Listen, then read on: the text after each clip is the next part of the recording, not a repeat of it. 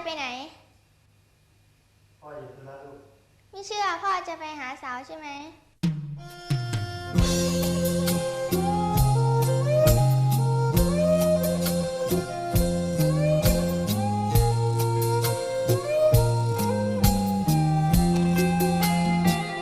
ลืมพี่เสียเธอไม่ต้องมาคอยรอบอกว่าพ่อบ่อยากหนีเมียลงบ้าน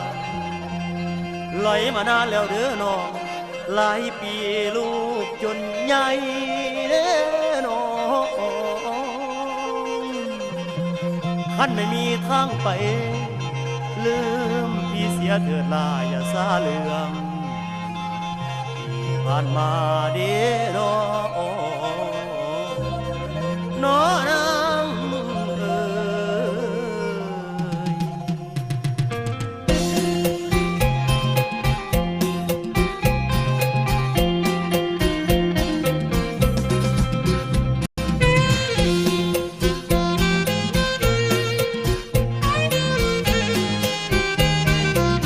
คนเขาพูดเสื่อมเสียว่าเรามีสัมพันธ์ที่นั้นต้องแอบหลบหนีเมียไปรักก็รักคิดดูแล้วมันหนักใจนานเท่าไหร่ก็ยิ่งเสียเวลามีภรรยาแล้วพี่รู้ตัวรับครอบครัวความเจ้าชู้สมควรเลิกลาไม่ต้องรอพี่อีกแล้วนะลืมเถิดนาขอจงตัดใจเรื่องใดๆขอให้ลืมเด้อเจ้าเรื่องใดๆขอให้ลืมเด้อเจ้าจงวางป่าละปล่อยขอตัวเดินที่เบาจังสีนางนองยังเอาคอยและเจ้าไหลกันอยู่มาดุดต่อไปเฮาสองคนรักมีรอยร้าวเธอยังสาวหาเอาผู้ใหม่อย่ามาสนใจกับคนที่มีเมียแล้วต่อไปนี้สิบ่มีคนจอบเป็นแมวตัดขาดแล้วสองเราแยกทางนางเอ๋ยนางน้องบ่ต้องเศร้าเลิกกับเจ้า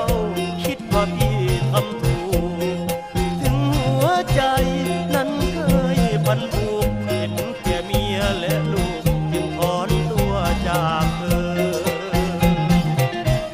บางคืนเพ้อฝันเห็นคือเก่า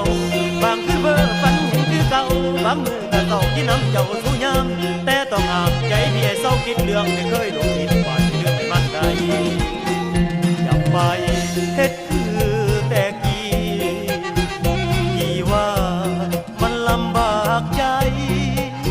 เจ้ากะทาทั้งพี่หนีเมียไปอยากแห้งสำใดกลัวสิได้ทอกันแต่ละวันต้องคอยระวังตัวกลัวก็กลัวข่าวลือชาวบ้านคิดดูมันแสนทรมานสงสารก็สงสารจอบลอยมานานขอบอกกันทีจงลืมพี่สาเด้ออ้ายว่าจงลืมพี่สาเด้ออ้ายว่าตัดใจสาข้างมากันและสู่ที่มันแล้วผ่านมาสุขเถิดแก้วตาน้องจ๋าอย่าโกรธขอ